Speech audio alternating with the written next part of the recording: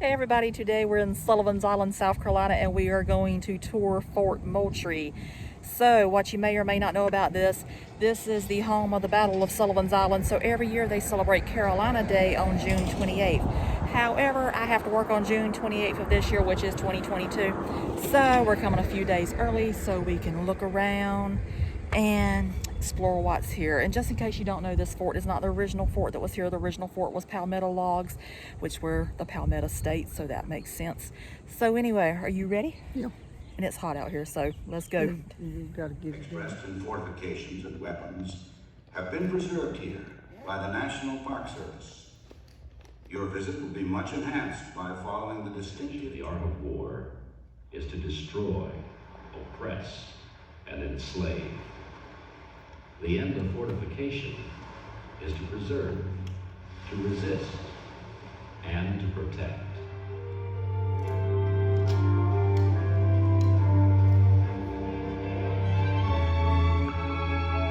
Apply many things: military, social, and economic.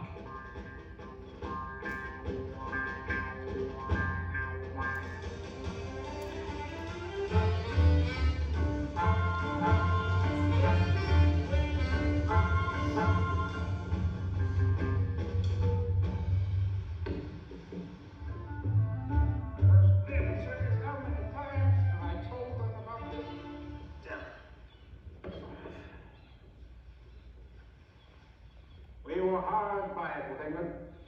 Why, the British were no more than 400 yards off this beach, and we drove them back. We let our bulldogs bark, we did. Bunch of kings, bad bargains they turned out to be. You won't see them back in the Carolinas soon. There are a few other forts scattered up and down the coast in the other colonies, states. 2 rows of them filled with dirt between. And we used palmetto logs because that's all we had. Turned out to be a great advantage. You see, palmetto has this fiber which absorbs the shock of the balls without splintering. Now follow me, I'll show you something else. We're ideally located. We sit at the harbor entrance, close by the main ship channel. Any vessel coming into the port of Charleston comes within range of these guns.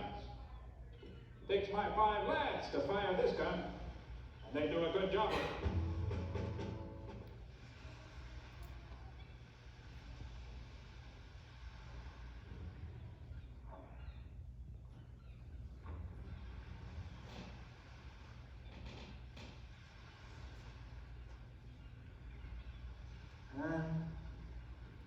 Our palmetto logs stood up well to the British cannon, but not to the coastal storm. Last year, when His Excellency General Washington came to visit here, there was nothing left, just what you see. Islanders had cried about what the storms had destroyed, and I hear we're not alone. Everywhere up and down our coast, forts are in a sad state. We have books. They're free, so I can, if you guys are interested in reading them, you're welcome to. So after you complete your activities, you'll have to talk to me, and then you'll get your card. So I do have my other books too.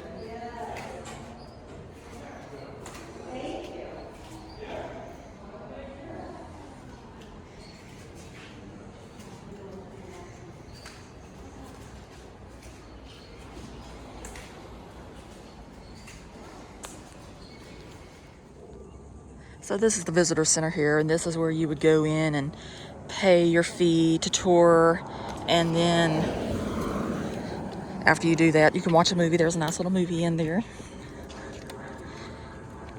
And then you walk across the road to the fort.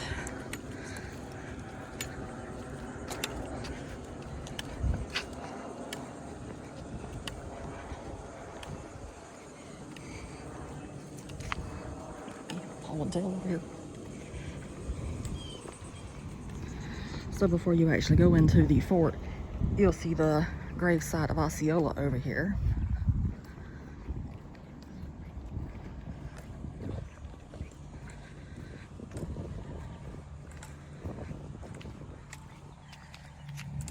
And it says a Seminole leader, perhaps Fort Moultrie's most celebrated resident, was Osceola, famed Seminole leader who led his people in their fight to remain in Florida rather than submit to removal to the Indian Territory. Osceola was given freedom of the fort while being held here from January 1st, 1838 until his death from throat infection on January 30th.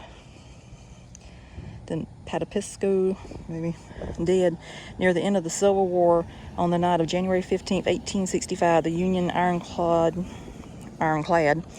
monitor USS Patapisco sank in Charleston Harbor, victim of a Confederate mine. 62 men lost their lives. 5 of them are buried here.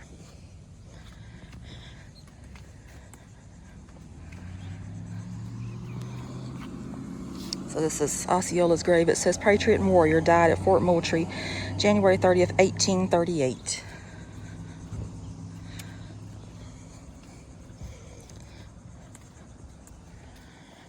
And this is the USS Patapisco, January 15th, 1865. And that's got different names on it right there as well.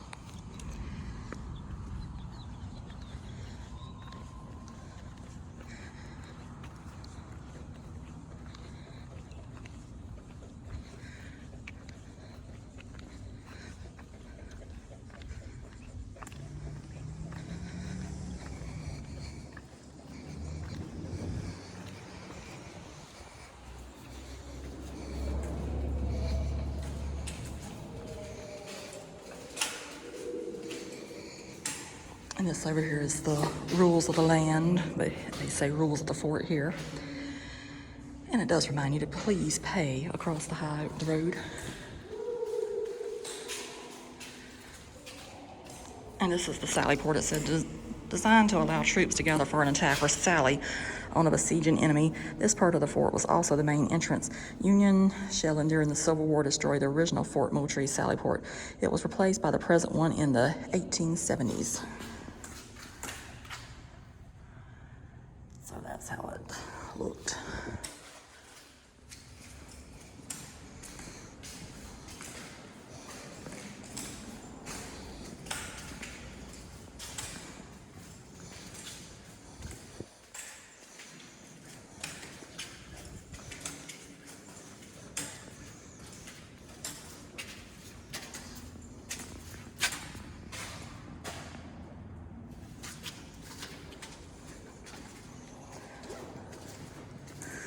And now we're getting ready to go on the tour.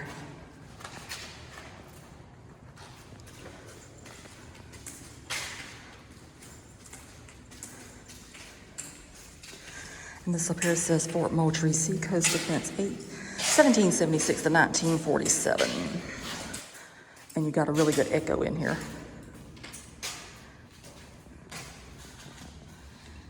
So this is the principal magazine. It says part of the 1870s modernization program. This structure housed the fort's main powder supply. Using knowledge gained during the Civil War, the Army built with concrete and earth to protect against the new rifled artillery. The bomb-proof corridor you were standing in was designed to connect several of these magazines.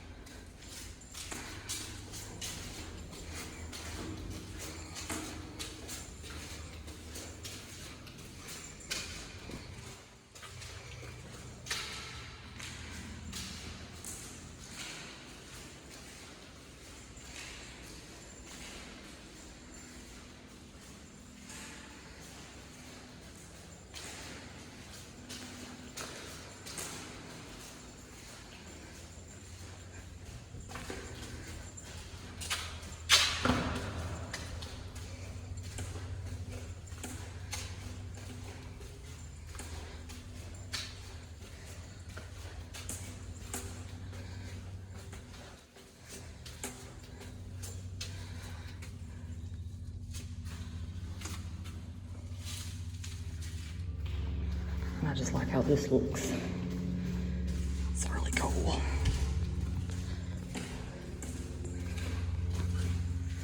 So this says Service Magazine. It says this magazine held the ready ammunition for nearby guns.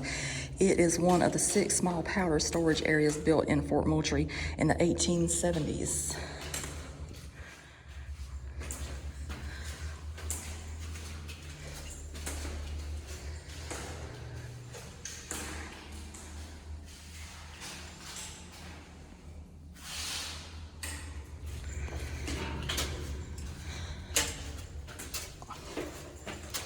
And so the thing about these old places like this is the fact that they don't have handrails on the stairs and everything. So you just got to do the best you can.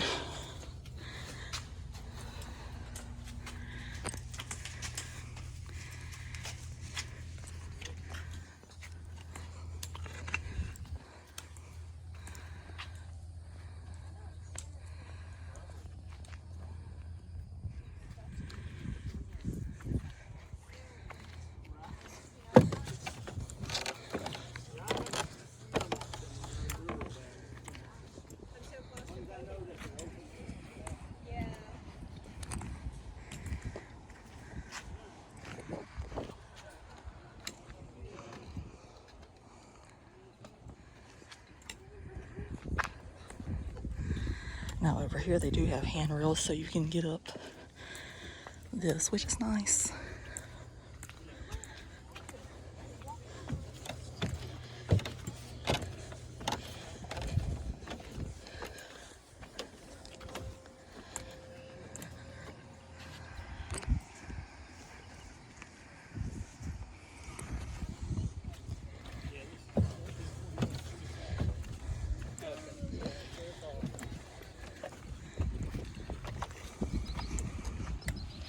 So in this section over here, we have the World War II era from 1941 to 1945, and it says, following the bombing of Pearl Harbor on December 7th, 1941, American war mobilization accelerated quickly. While most of the country prepared for offensive actions in the far Pacific and on African and European shores, coastal defensive preparations also took on added urgency. At Fort Moultrie, new and improved gun batteries were added, new armaments replaced worn-out weapons, and new observation posts were erected throughout what is known as Fort Moultrie Military Reservation.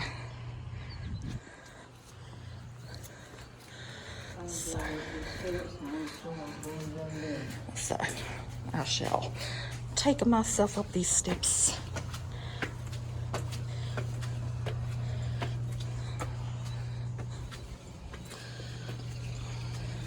Oh, that's a nice car right there. That car that just passed by, that was a nice car. Old school.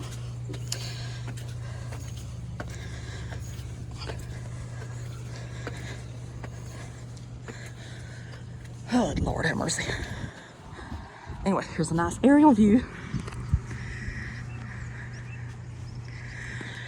And that over there, that way, that is the beautiful Fort Sumter over there. That might be for a future field trip, but not today.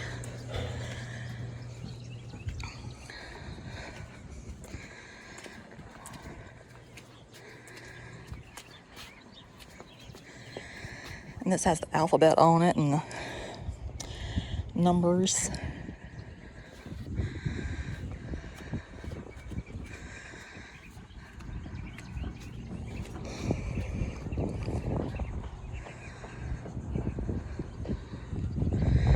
So beautiful. And if you look, let's see if I can point it. If you look like right there, that is the Morris Island Lighthouse. I've got a video about that as well. That was a fun day. I can zoom in on it. Yep, that's over there. And that's Fort Sumter over there.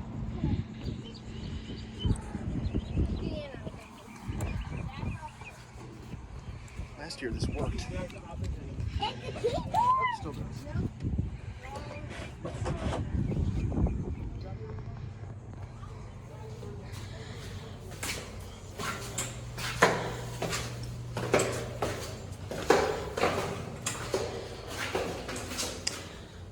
So the next thing come to us Stairs and more stairs.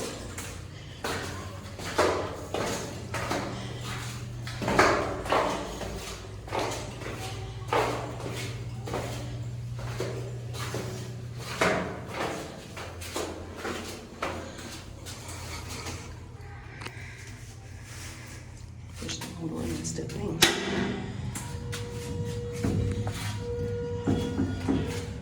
Oh, Lord.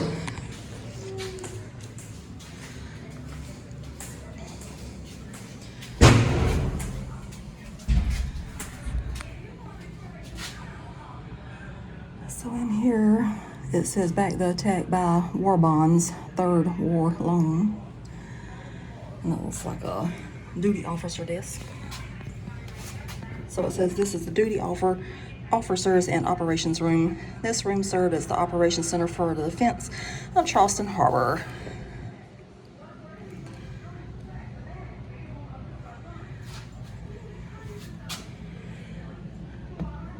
And that's something you would never see today. You got an ashtray and cigarettes over there. That is taboo in today's world.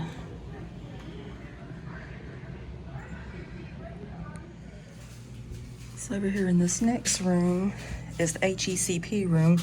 This room served as headquarters for the officer in charge of the HECP-HDCP. And it says his primary duty was to take immediate action against any suspected enemy threat or activity within this defense sector.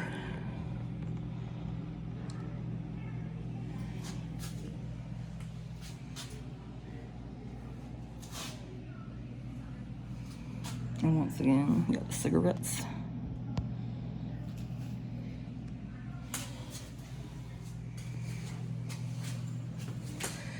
And this is the radio room. It says the radio information network of the Charleston Harbor Defenses was radio station WVEP, provided direct lines of communication between the HECP-HDCP and all elements of the harbor defense system.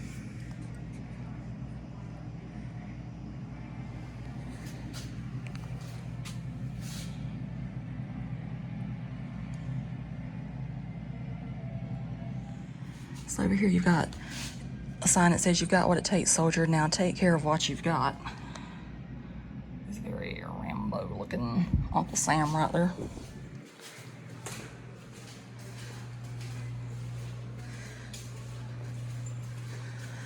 And this was an air conditioning chemical warfare system.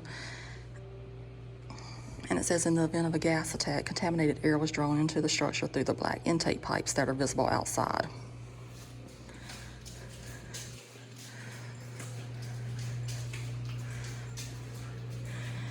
And this was the airlock. It says the airlock was designed to allow servicemen access to the interior during a chemical gas attack. So if they were outside, they were automatically assumed that they were contaminated. I don't know what that is. I'm not going in there. This says message center room. Incoming messages concerning ship movements were received in this room, and when needed, replies were transmitted by the message center chief. So they used radios, telephones, teletypes, or messengers. You know, now today you could just pop something into your phone and boom, you got it within a matter of seconds.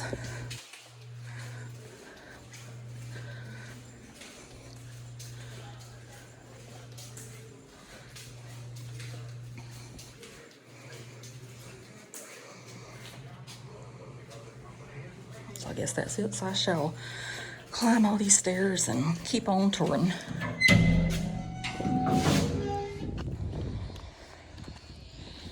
So now we shall mosey on down. So the next thing coming up says Harbor Defense, and that was from 1898 to 1939.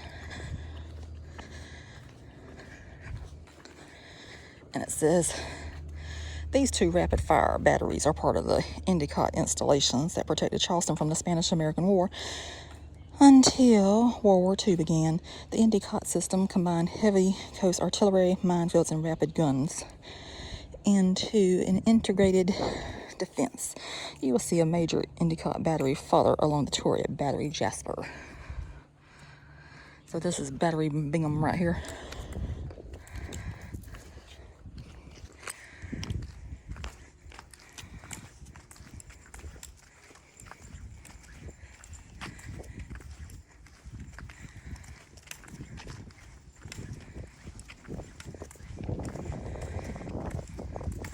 Battery Bingham number 1. That back there was number 2.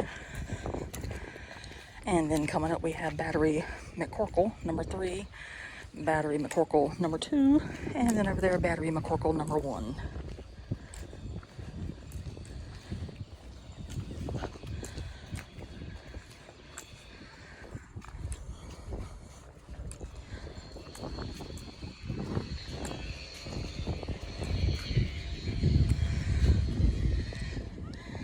And you can see in there it says about gun shields.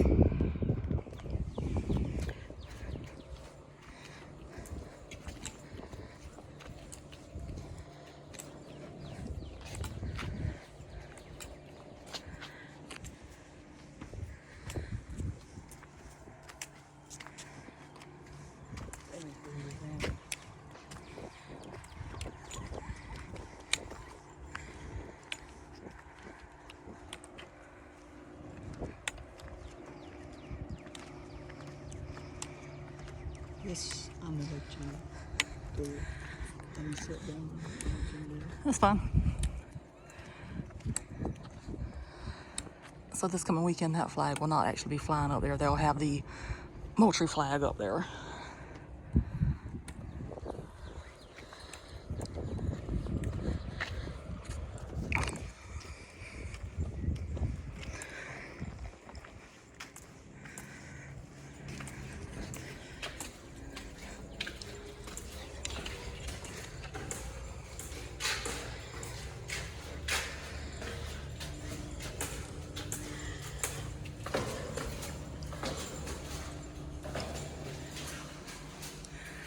It says this is a South Service magazine. This 1870s earth and concrete structure held ready ammunition for the huge Rodman guns in adjacent positions. The opening to your right held a lantern to light the interior without bringing an open flame into the powder storage area.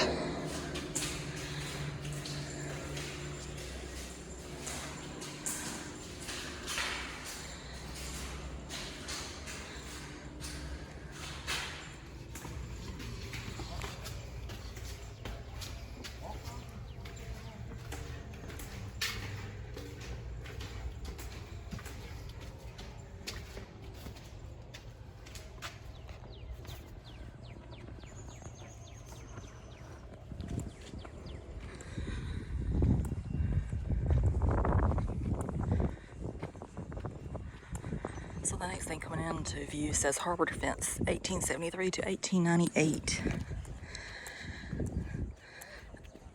America's attention turned away from warfare when the Civil War ended and seacoast defenses, including Fort Moultrie, deteriorated.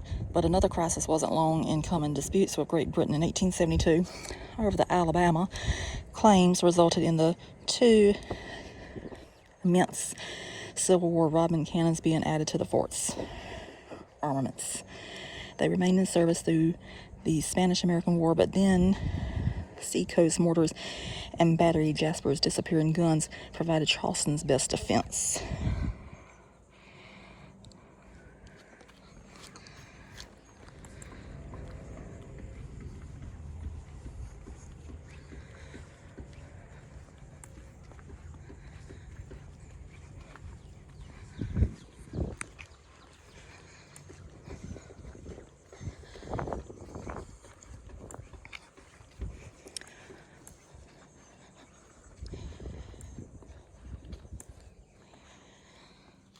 So this says, question, how do you move a 50,000 pound Rodman gun? Answer, with ingenuity and a lot of difficulty. Moving and mounting these huge guns before the days of diesel-powered cranes and bulldozers was a monumental job. However, with the aid of blocks and rollers, various types of jacks, sling carts, and gins, a tripod and pulley arrangement, guns weighing more than 25 tons could be transported about a fort.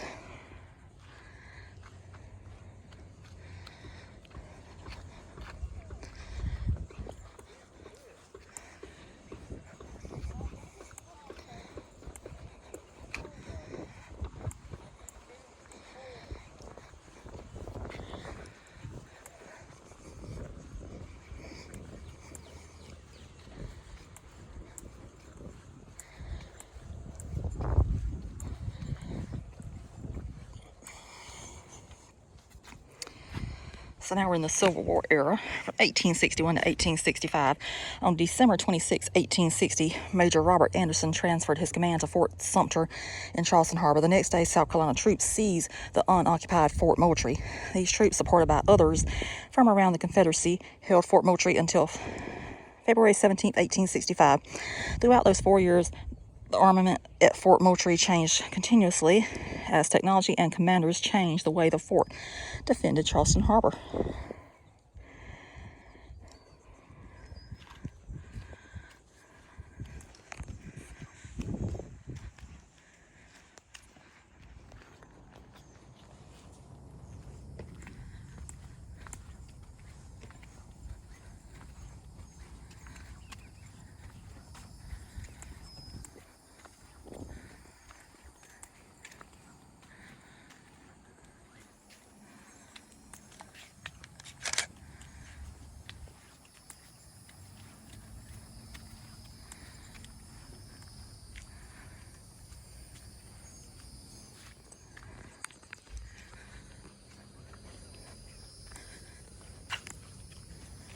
And you see they got numbers up here corresponding with where the guns would have been.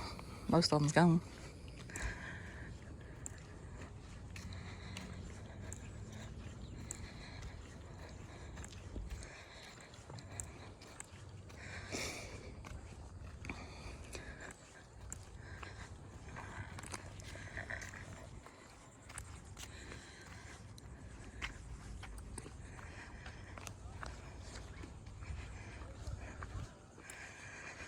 This said enlisted men's barracks. Long rectangular foundations are all that remain of the two-story brick soldiers' barracks that stood here from 1809, when Fort Moultrie III was new, until the Confederates raised it in 1863 to eliminate the danger from flying debris should the building be hit by shells.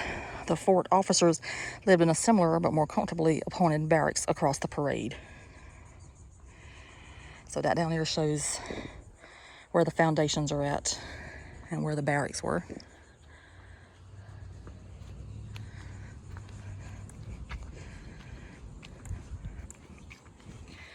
And this says Harbor Defense from 1809 to 1860, Fort Moultrie III, and the War of 1812. The War of 1812 saw Fort Moultrie III armed with 12 to 18 and 32 pounder smoothbore cannon on garrison carriages designed to fire through embrasures in the parapet wall.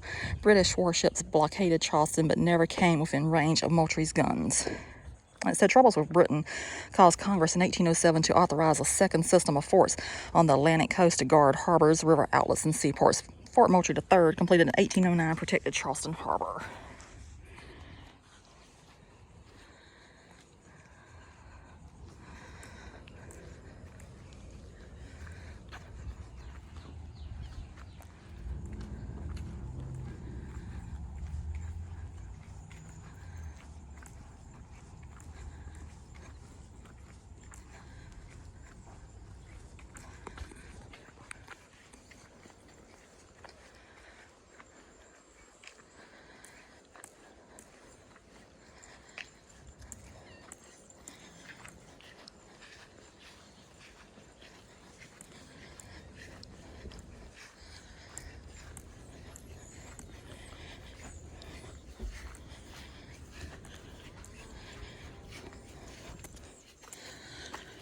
And so this over here, I think this is the most beautiful view of Sullivan's Island. I just love that church over there. It's gorgeous. But it says this is the Northwest Bassinet. U.S. forces under Major Robert Anderson hastily expanded this part of the fort in 1860 on the eve of the Civil War. From here, musket fire could sweep the adjoining walls to repulse an expected land attack.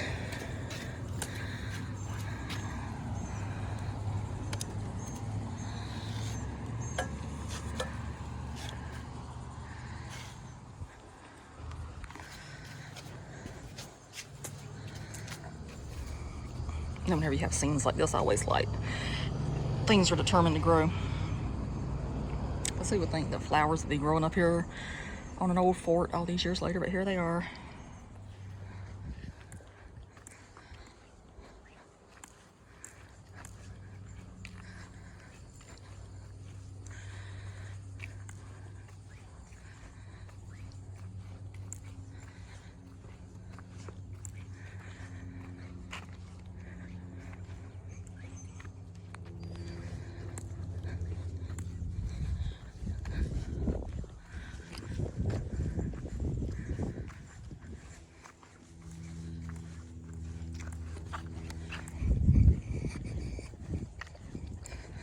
So at least in some sections of the fort, they actually do have staircases with handrails. That's much appreciated.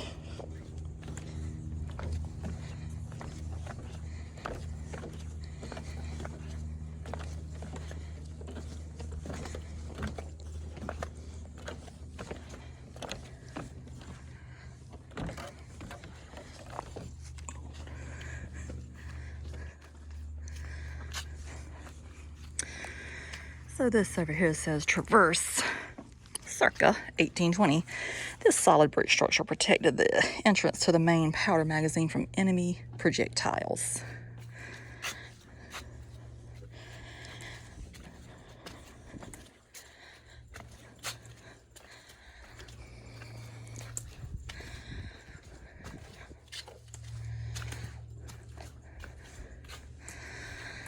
So this was the powder magazine.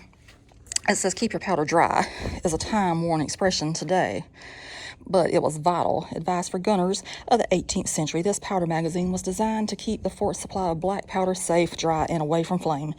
The thick walls and solid brick traverse in front of the entrance helped protect the magazine in wartime. Preserving the powder was also an important peacetime task. To protect the powder from fire, a lightning rod was erected and spark-producing metals were kept out of the magazine. To keep the powder dry, the magazine was well ventilated and the barrels of powder were periodically taken out of the magazine yard and rolled to prevent caking.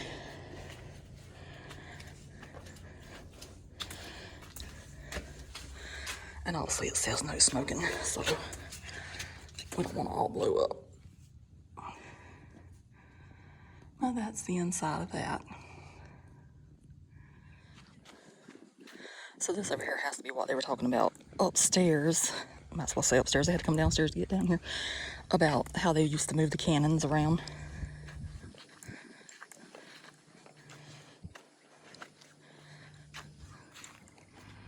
So they would hitch it to that and move them wherever they needed to.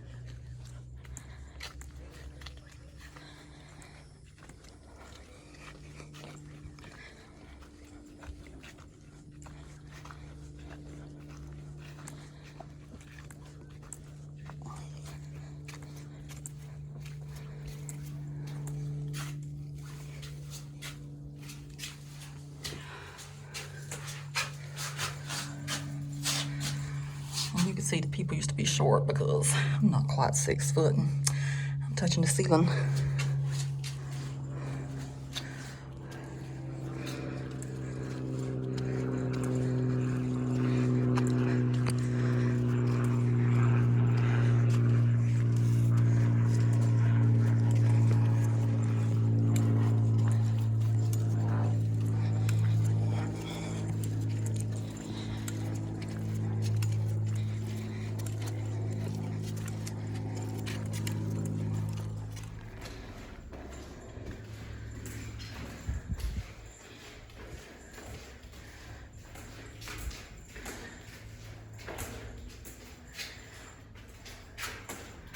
Yep, that is locked.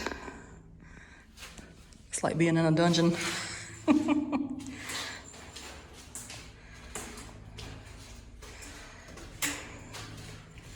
So this over here says building forts. In the days before power equipment existed, fort building took muscle, sweat, and ingenuity. And the brick forts such as Moultrie III and Sumter required masons of unsurpassed skill. Most of the labor on the first 2 forts, built of sand, palmetto logs, and light brickwork, were accomplished with axe and shovel, mainly by slaves from nearby plantations. Master masons, both black and white, slave and free, worked to build the massive brick walls of Fort Moultrie III. It was not until the 1890s, when the Endicott batteries were built, that modern steel and concrete construction appeared in coastal forts, and the days of hand labor ended.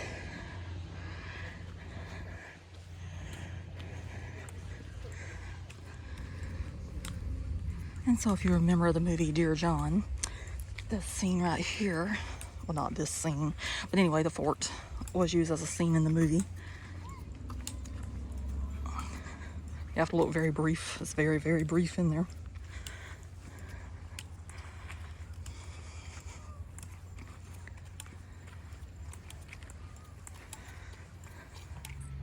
And so if you look closely over there, you can see where doors had to be at one time.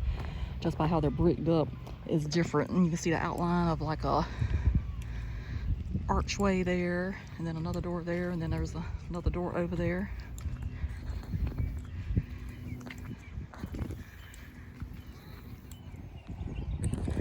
So this talks about Fort Moultrie II. It was from 1794 to 1804.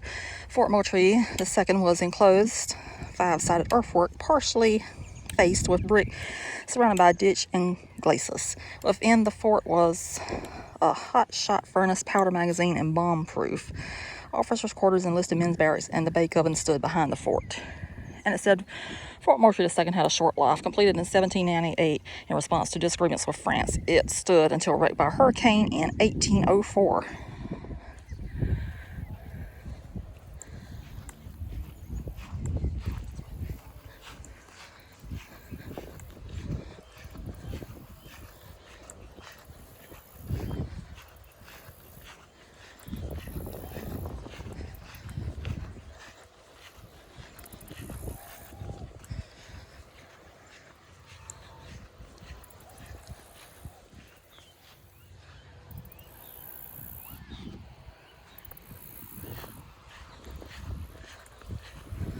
So you get a really good look at Fort Sumter over here.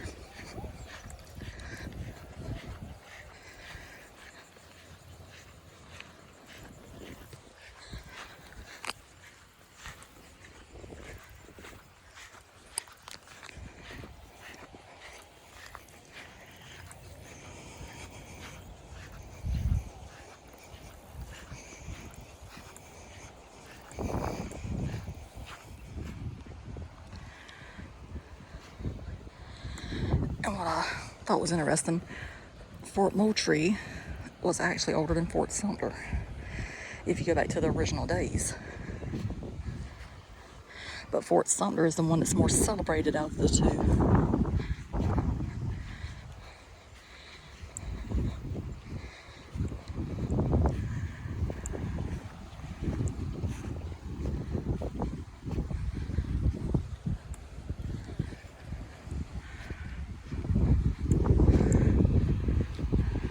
And just in case you don't know, that's the beautiful Ravenel Bridge over there.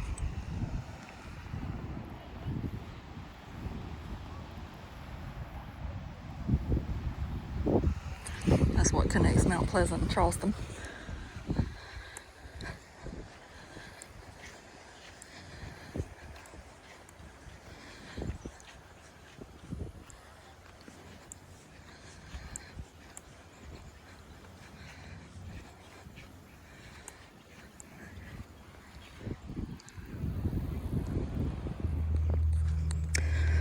So now we're coming into the location of the original fort.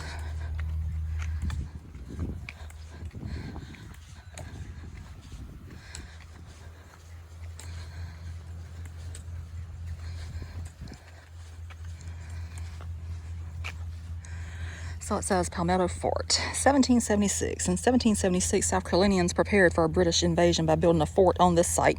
This key position on Sullivan's Island, beside the main ship channel, protected the entrance to Charleston Harbor. The fort was designed as a 500-foot square with a bastion at each corner. To build it, thousands of palmetto logs were cut and rafted to Sullivan's Island. With double log walls standing 10 feet high, 16 feet apart, and filled with sand, the structure resembled an immense pen. On June 28th, Colonel William Moultrie and the garrison of the Palmetto Log Fort successfully defended Charleston against a British fleet. Later, Moultrie was promoted to a general, and the fort was named to honor him. So, there you go, right there.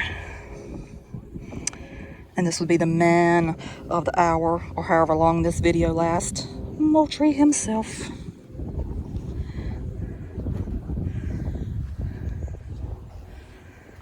So over here, it says British attack, June 28, 1776. Confident of a victory, British Admiral Peter Parker led his fleet of 9 warships in an attack on the Palmetto Log Fort, June 28, 1776. Parker's ships anchored only 400 yards from here, firing thundering broadsides in the 9-hour battle. The fort walls of spongy palmetto logs and sand absorbed hundreds of projectiles fired by the fleet's nearly 300 heavy guns. Inside the fort, Colonel Moultrie's 400 patriots concentrated the return fire of their 31 cannons on the largest ships, inflicting heavy damage and casualties. The battle ended as darkness fell. The crippled fleet pulled up anchor and drifted out of range of an ebbing tide. Charleston's defenders celebrated victory in the first major seacoast engagement of the Revolution.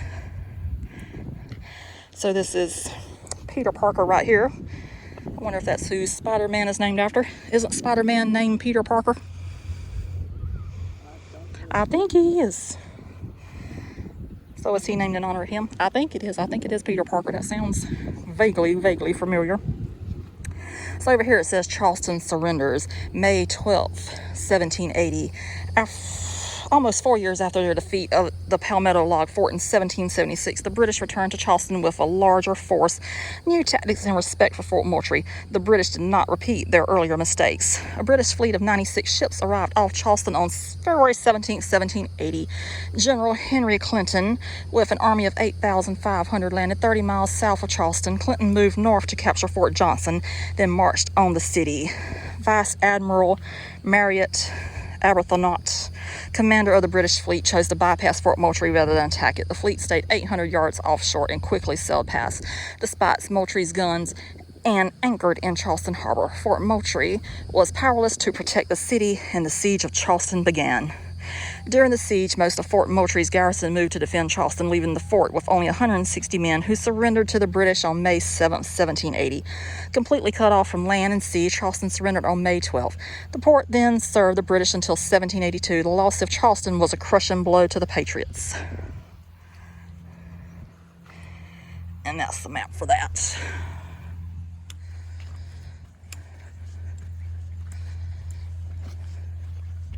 Let me take a picture where you can Well, here, you can keep it rolling for a second. I got the camera rolling right now.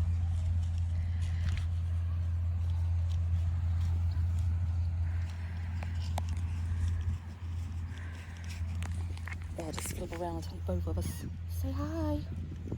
Hey, hi. So this says Revolutionary War Artillery. The two cannon in front of you are reproductions cast in 1976 by the National Park Service for the American Bicentennial celebration and placed here to generally represent the location of the Palmetto Log Fort, built in anticipation of a British attack. Along with the cannon inside the visitor center, these cannons represent the 3 English 18-pounder cannon inside a Palmetto Log Fort. During the Battle of Sullivan's Island on June 28, 1776, Colonel William Moultrie and the men of the 2nd South Carolina Regiment used those cannons and others to defeat 9 British warships. So obviously there was a cannon missing. There's only one there. Who knows?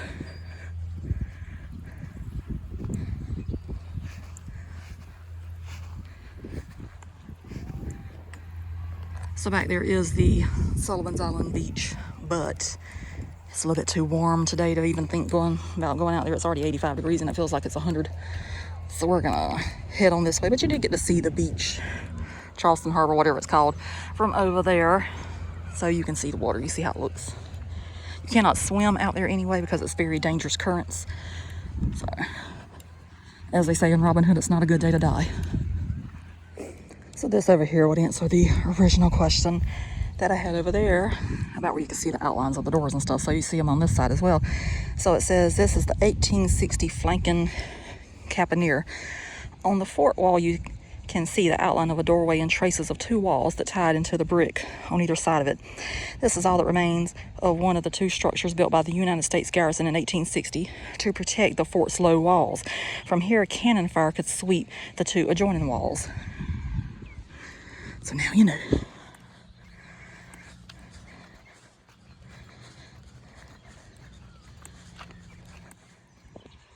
So this over here is some more interesting information. It says about the H.L. Hunley disappears. To break the blockade of Charleston Harbor, the Confederate submarine, the H.L. Hunley, set out to attack the Union warship Housatonic on the night of February 17th, 1864. After ramming a 135-pound torpedo into the ship's wooden hull, the submarine quickly backed away. Seconds later, a massive explosion shook the Housatonic, killing 5 crew members and the sinking vessel in 27 feet of water. The H.L. Huntley became the first submarine in history to destroy an enemy ship, but the Huntley and its crew never made it back to shore. So, in recent years, it says since the night of the attack, the H.L. Huntley and its crew escaped detection by amateur and professional divers. In 1980, novelist Clive Cussler and a team of underwater archaeologists began to search for the submarine in the outer Charleston Harbor. 15 years later, they found what they believed to be the lost sub, buried in sediment in 30 feet of water 4 miles southeast of Fort Moultrie. Researchers from the National Park Service, the South Carolina Institution of Archaeology and Anthropology, and the Naval Historical Center soon confirmed the discovery of the Huntley and partially uncovered and mapped the vessel. Tests revealed that the Huntley had sufficient hull strength to allow for recovery, conservation, and eventual display at the Charleston Museum. So the Huntley Recovery Project. Federal, state, and private sector underwater archaeologists team with engineers and divers from Oceaneering International to excavate, you know what I mean, and recover the H.L. Huntley. Oceaneering, a marine engineering company, has done recovery work on the USS Monitor and NASA's Liberty Bell 7 space capsule. In mid-summer 2000, the team excavated the sub and supported it with a continuous series of slings attached to a specially built recovery frame. Each sling had a load cell to provide constant computerized monitoring of the hull stresses during recovery operations. Finally, the Huntley was raised from its resting place and transported to a conservation facility in North Charleston, where the delicate work of conservation and preservation will continue for years. And I do remember whenever that happened, because I was very much alive. I was not part of the history. I was already living. So this over here is Cannon Row. It says the collection. Fort Sumter National Monument has one of the greatest collections of seacoaster siege Civil War artillery in the country. Representing some of the rarest cannon in the world, this collection illustrates the expanding technological warfare of the Civil War. The cannons that make up Cannon Row are some of the largest and most unique within the park's collection. So this over here is Battery Jasper, and it says from 1898 to 1943, Battery Jasper, the primary Endicott system battery on Sullivan's Islands, was rushed to completion in 1898 when the Spanish-American War began. This massive reinforced concrete structure before you was named for Sergeant William Jasper, Revolutionary War defender of the Palmetto Log Fort.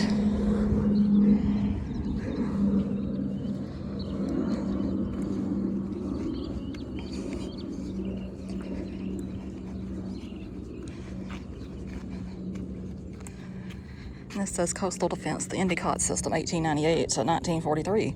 Battery Jasper, the black concrete structure in front of you, was built in 1898 as part of the Endicott System, a series of concrete and steel fortifications armed with heavy caliber guns along the U.S. coastline with the support of smaller batteries nearby. Battery Jasper was designed to protect Charleston Harbor.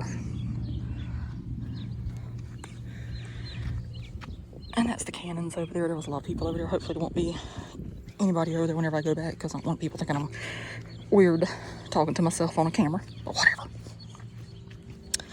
Everybody's slightly weird anyway, so not that it matters.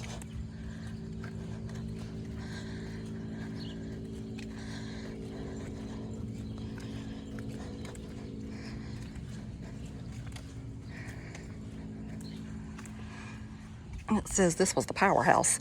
Completed in 1910, this powerhouse replaced the old generators inside Battery Jasper, which had been in operation since 1899. Two 25-kilowatt gasoline actuated generators within this building supplied power for the electric lights, ammunition hoist, and other electric needs of a Battery Jasper.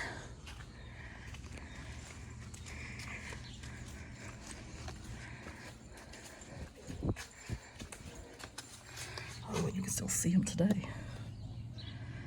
How cool is that?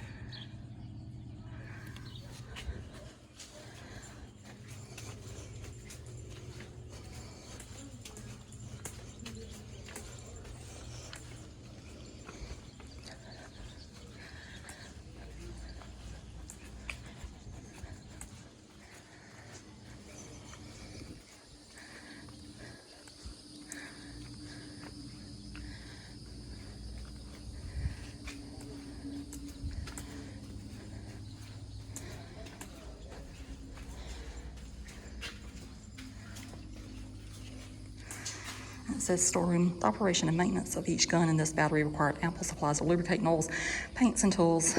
One mechanic was assigned to each gun crew and was placed in charge of these stores. The latter addition of telephones mounted on the wooden slabs on the wall enabled this area to serve as a secondary plotting room.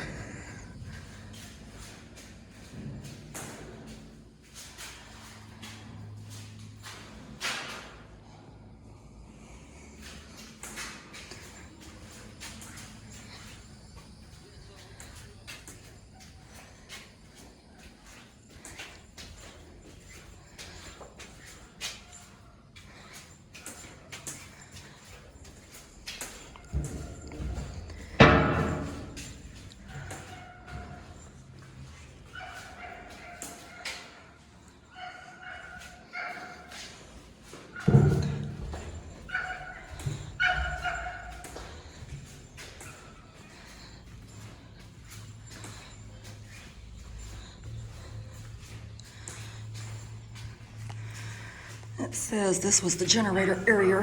2 generators were installed on these concrete pads. Their radiator units were located in the adjoining room. They supplied Battery Jasper with electric lights and powered the motors for the gun and shell hoist. By 1910, continuing problems with dampness led to the Army to construct the brick generator station outside and remove this equipment. So that's where that would have been.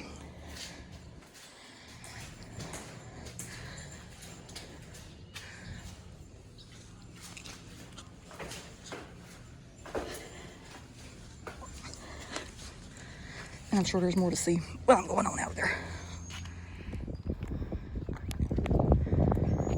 Now we're getting back into the cannon section again.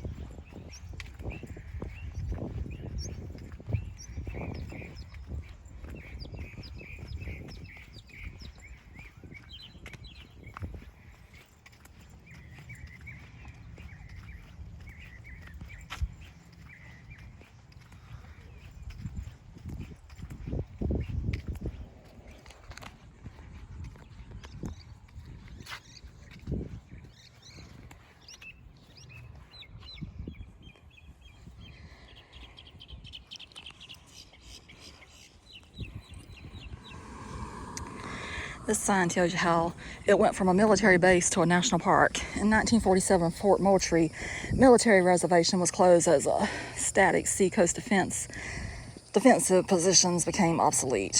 While Fort Sumter became a national monument in 1948, Fort Moultrie and the rest of the reservation was divided up and either transferred to state and local governments or sold in lots to the public.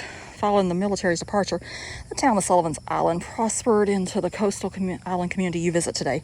Fort Moultrie, on the other hand, was relatively forgotten and abandoned. In 1960, the state of South Carolina transferred Fort Moultrie to the National Park Service as a unit of Fort Sumter National Monument. This site was initially opened as a national park unit on April 1st, 1963. 10 years later, the fort went through a major restoration project in conjunction with the bicentennial of the American Revolution. On June 28, 1976, Fort Moultrie officially reopened to the public with the addition of a visitor center across the street. How appropriate, they opened on Carolina Day.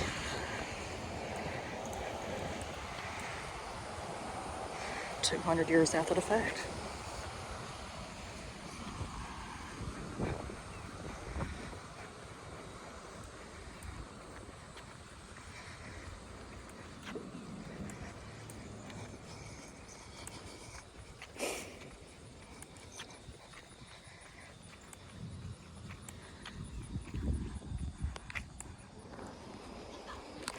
So it says Station Hospital. Fort Moultrie Military Reservation spanned over 300 acres in 1903. It had expanded well beyond the walls of the old brick fort and entered the modern era of coast artillery when it added 8 gun batteries and supporting facilities, including the Station Hospital in 1902. With a 48-bed capacity, the hospital served the medical needs of service members, their families, and on occasion provided emergency medical care to island residents. Fort Moultrie was decommissioned in 1947 and the hospital was demolished in the early 1950s.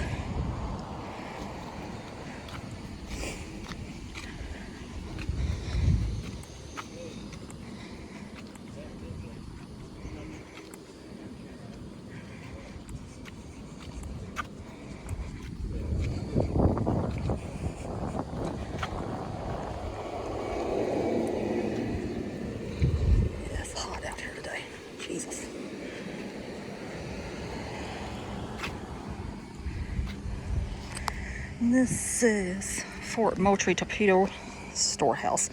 During the 1880s, with its defenses crumbling and obsolete, the United States needed a new system to defend its shores. A board of fortifications convened in 1885 and recommended the construction of massive gun batteries like Battery Jasper, as well as minefields in 29 American harbors. The minefields in Charleston Harbor were supplied from the Fort Moultrie military reservation. And I think I got to walk all the way back around the building just to get where I'm going. And it says this was a buoyant mine. Mines came into use at the turn of the century as part of a new system of seacoast defense. A minefield could be laid in the main ship channel in time of war and remain harmless until electrically detonated from Fort Moultrie. The minefield, however, had to be protected from minesweepers by rapid-fire batteries such as Bingham and McCorkle. So they have an observation deck where you can go up and look at the top of the fort from the visitor center side.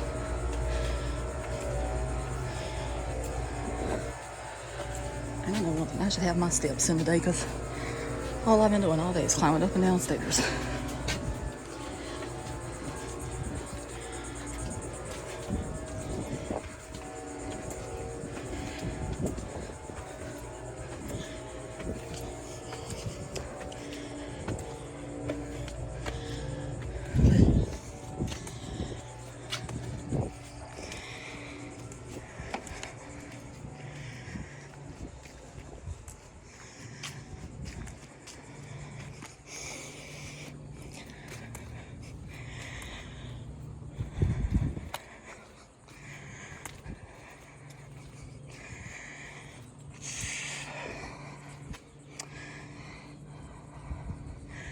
So apparently they have a wildlife tracking center here.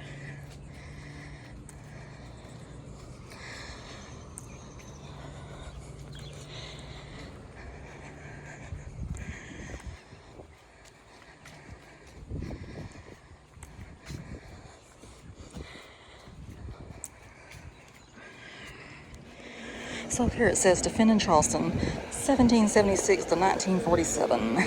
From this observation deck, the strategic value of Fort Moultrie becomes clear. Charleston Harbor's main ship channel, the only deep water access to the port, passes directly in front of the fort. Ships entering the harbor had to pass close under the fire of Fort Moultrie's guns. From the time of the American Revolution through World War II, the fort's position on the south end of Sullivan's Island was the key to defending Charleston. Today, Fort Moultrie preserves the story of the evolution of American coastal defense. Almost all of America's wars between the Revolution and World War II, and peace times in between, have left their mark here. Many remnants of those times can be seen in the fort today. A walk through Fort Moultrie is a walk through time.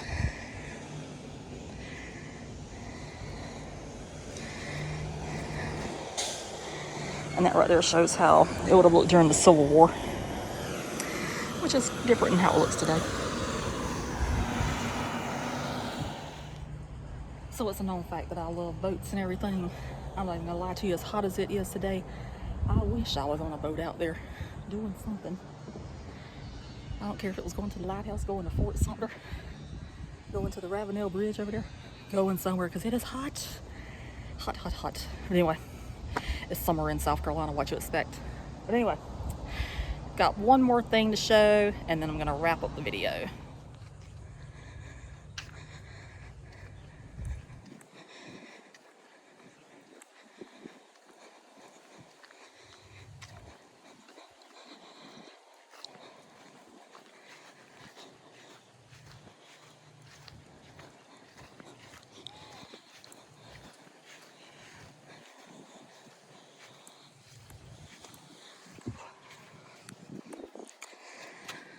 So this is Major General William Moultrie's grave.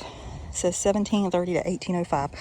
Commander of 2nd South Carolina Regiment during the Battle of Sullivan's Island, June 28, 1776. When offered inducements by Lord Charles Montague to desert the American cause, General Moultrie replied, "You have forgot to tell me how I am to get rid of the feelings of an of an injured, honest heart, and where to hide myself from myself. This will be a fatal exchange from my present situation, with an easy and approved conscience of having done my duty and conducted myself as a man of honor. Said, the remains of General Moultrie were recovered from Windsor Hill Plantation, Charleston County, and reinterred at Fort Moultrie in 1978. And that is the flag before the palmetto tree got added to it as we know it today.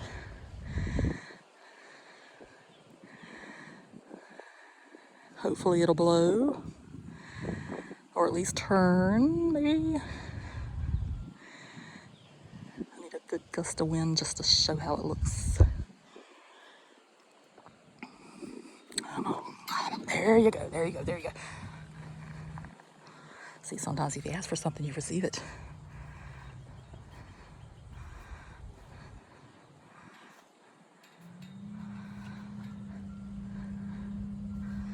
So as you can tell, the state of South Carolina flag has evolved over the years, and I love the tree on it now.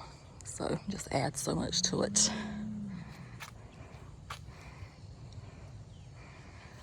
So that is the Fort Moultrie Visitor Center. And just in case you need to go to the bathroom, they are right over there in the corner.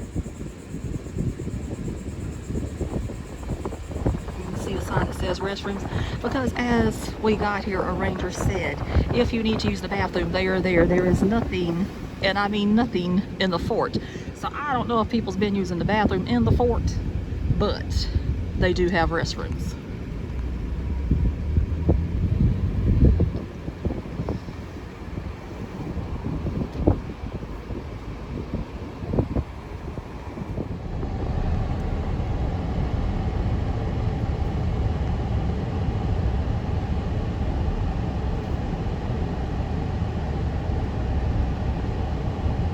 As you can see while we're driving past, Sullivan's Island is definitely decked out for the 4th of July. And we can also say Carolina Day, because Carolina Day does come before the 4th of July.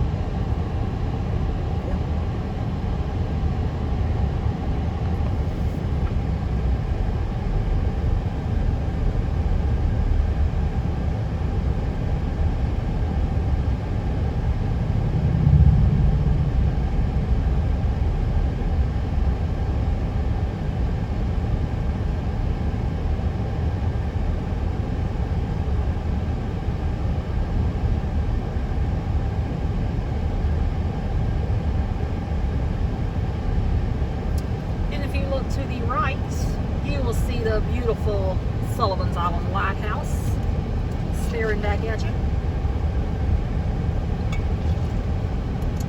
It was built to replace the Morris Island Lighthouse.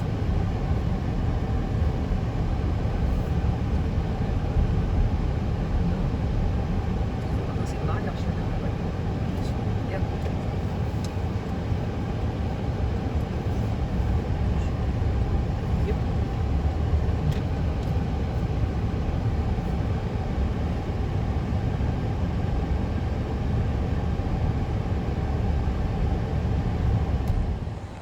So there's an up close and personal look at the lighthouse.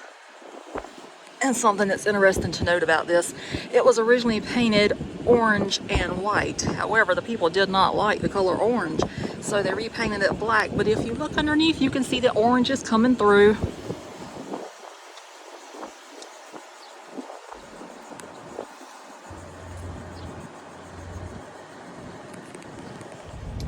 So up here on your left, you have Poe's Tavern. And you may say, why is it named Poe's Tavern? Well, if you get the Junior Ranger book from Fort Moultrie, you will see that Edgar Allan Poe once was at Fort Moultrie. And it said, under an assumed name, E.A. Perry, he was stationed at Fort Moultrie for 1 year, from 1827 to 1828. His writing abilities led to his promotion to company clerk and officer. The fort and island served as the setting for several short stories, The Gold Bug and The Balloon Hoax. So, an adult can pick up one of these as well, so it's got all kind of interesting information in there.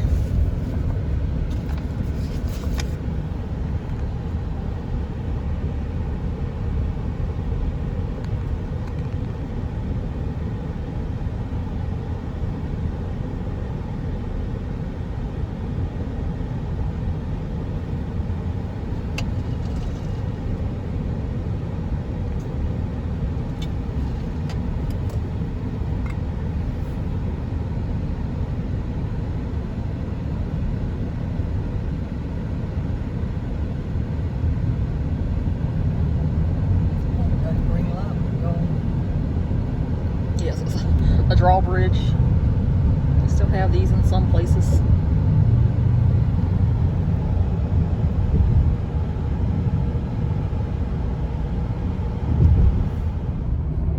Okay, so now we're going to wrap up the video for Fort Moultrie in Sullivan's Island, South Carolina.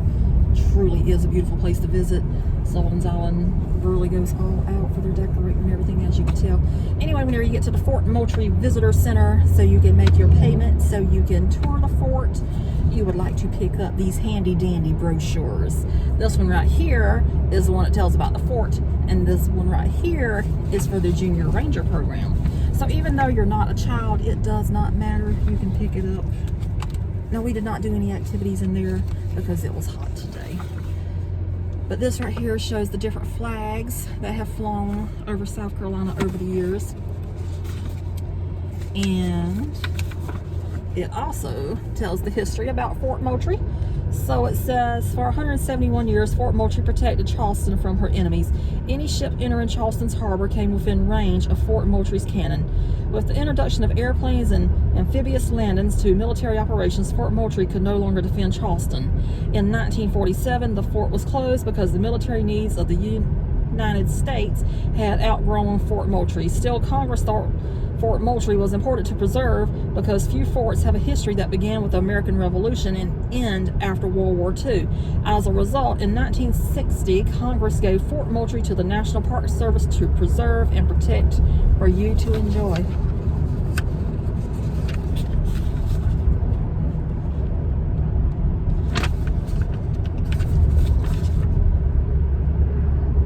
And then they have different people that have stayed at Fort Moultrie over the years. So this one was William Sherman. We all know what happened with him in the South.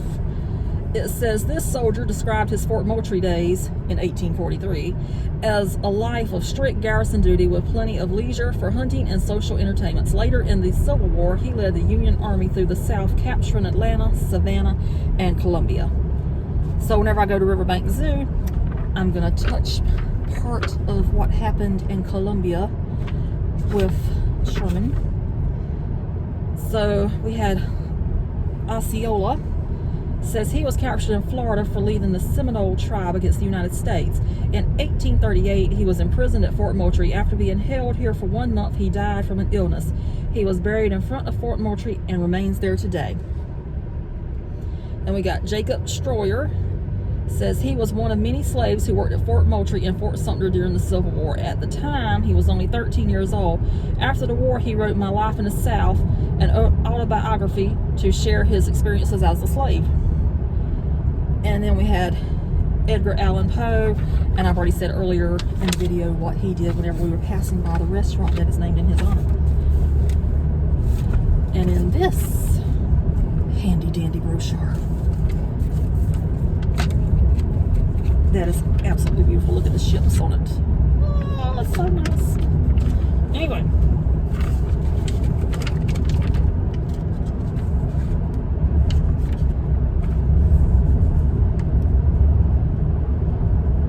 Says Guardian at the Straits. From the time of the earliest European settlements to the end of World War II, coastal fortifications guarded the harbors and shores of the United States. Here at Fort Moultrie, the story of 2 centuries of seacoast defense is told through a unique plan of restoration. 5 sections of the fort and 2 outlying areas, each mounting typical weapons, represent a different historical period in the life of the 3 Fort Moultries. And it says the first fort on Sullivan's Island was still incomplete when Admiral Sir Peter Parker and 9 warships attacked it on June 28, 1776. After a 9-hour battle, the ships were forced to retire. Charleston was saved from British occupation, and the fort was named in honor of its commander, William Moultrie. In 1780, the British finally captured Charleston, abandoning it only with the advent of peace. After the Revolution, Fort Moultrie was neglected, and by 1791, little of it remained. Then in 1793, war broke out between England and France. The next year, Congress, seeking to safeguard American shores, authorized the first American system of nationwide coastal fortifications. A second Fort Moultrie, one of the 20 new forts along the Atlantic coast, was completed in 1798. It too suffered from neglect and was finally destroyed by a hurricane in 1804. By 1807, many of the other first system fortifications were in need of extensive repair. Congress responded by authorizing funds for a second American system, which included a third Fort Moultrie. By 1809, a new brick fort stood on Sullivan's Island. And I did like how it showed the different locations of the different forts all around the fort that is there now. So it says, between 1809 and 1860, Fort Moultrie changed little. The parapet was altered and the armament, A-R-M-A-M-E-N-T, modernized. But the big improvement in Charleston's defenses during this period was the construction of Fort Sumter at the entrance of the harbor. The forts ring in Charleston Harbor, Moultrie, Sumter, Johnson, and Castle Pinckney were meant to complete each other, but ironically they received their baptism of fire as opponents. In December 1860, South Carolina seceded from the Union, and the federal garrison abandoned Fort Moultrie for the stronger Sumter. 3.5 months later, Confederate troops shelled Sumter in submission, plunging the nation into a civil war. In April 1863, federal ironclads and shore batteries began a 20-month bombardment of Sumter and Moultrie, yet Charleston's defenses held. When the Confederate Army evacuated the city in February 1865, Fort Sumter was little more than a pile of rubble, and Fort Moultrie lay hidden under the bank of sand that protected its walls from federal shells. The new rifled cannon used during the Civil War had demolished the brick wall fortifications. Fort Moultrie was modernized in the 1870s, employing concepts developed during the war. Huge new cannons were installed, and magazines and bomb proofs were built of thick concrete, then buried under tons of earth to absorb the explosion of heavy shells. In 1885, President Grover Cleveland appointed Secretary of War William C. Endicott to head a board to review the coastal defenses of the United States and recommend how they might be improved in light of newly developing weapons technology. And I'm just burying myself in this brochure. You see it's just getting closer and closer, but I can read it better than I can read my handwriting. That's why I didn't write today, because I knew they had a handy brochure, so I didn't have to write all of my information down. So it says the system that emerged, named for Endicott, again modernized the nation's fortifications. New batteries of concrete and steel were constructed in Fort Moultrie. Larger weapons were in place elsewhere on Sullivan's Island, and the old fort became just a small part of the Fort Moultrie reservation that covered much of the island. As technology changed, harbor defense became more complex. The world wars brought new threats of submarine and aerial attack and required new means of defense at Moultrie. Yet these armaments also became obsolete as nuclear weapons and guided missiles altered the entire concept of national defense. Today, Fort Moultrie has been restored to highlight the major periods of its history. At the fort, you move steadily back in time from the World War II harbor entrance control post to the site of the Palmetto Log Fort in 1776. So it was part of the Revolutionary War, the Civil War, World War I, and World War II.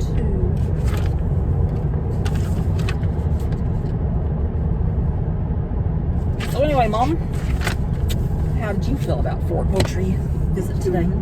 It was hot. It was hot. It was 98 degrees a few minutes ago whenever I checked the temperature over there. And it was hot. It was hot. She gave up on me whenever we were over there at the cannons. She had disappeared from existence. I'm like, where's she at? So I called her. She said, I already went back to the car. So I'm making my way back to the car. anyway, but she was back in the car.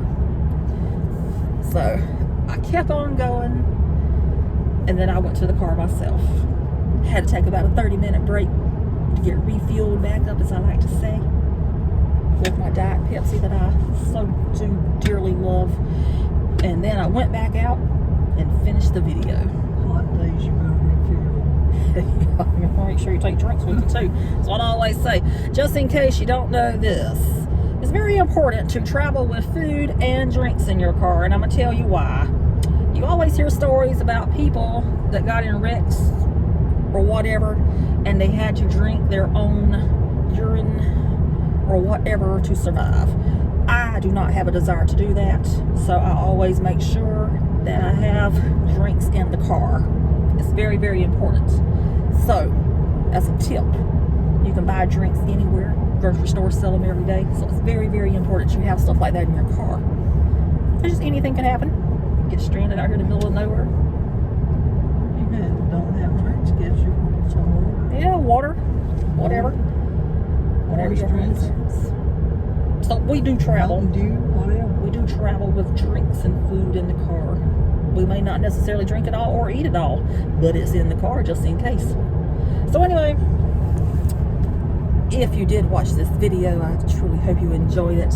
Hopefully you watched some of it at least. And they are having their Carolina Day celebrations this weekend, and that is June 25th and June 26th, 2022. So if you're watching that past this date, this does not apply to you. But if you go this weekend, you can see how they're going to celebrate Carolina Day. They're going to probably have reenactors out there. They usually do. It's a fun time. I like to see people dressed up in period gear. And they usually have little tents set up, and they usually have a doctor out there showing how they used to do stuff. Old tools of amputation. Just makes you kind of be like, Makes hold you on, Lord. appreciate just in time technology. Yeah, modern technology and medicine. I would hate to know I had my leg cut off with a saw. Well, I'm pretty sure that's how they do it now. Well, at least you're knocked out. Yeah, you can knock it out now. They got stuff to take you right on out. Just, but anyway, that's a fun event that you can go to this coming weekend if you like Donna's got to. work. I do have to work this weekend, and I have to work on Carolina Day itself.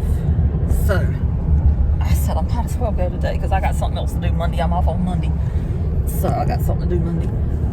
So I can't go Monday either. So why not just go in advance? But anyway, if you did watch, thank you so much for watching. And Subscribe. Hit that like button. I don't like the dislike button. Everybody knows that by now. But anyway, most people seem to like the stuff, so it's a good thing. And because if you subscribe, it's not going to cost you nothing. Just subscribe. you just got to make sure you got a YouTube account so you can subscribe. So anyway, with that being said, thanks for watching, and I'll see you again. Bye.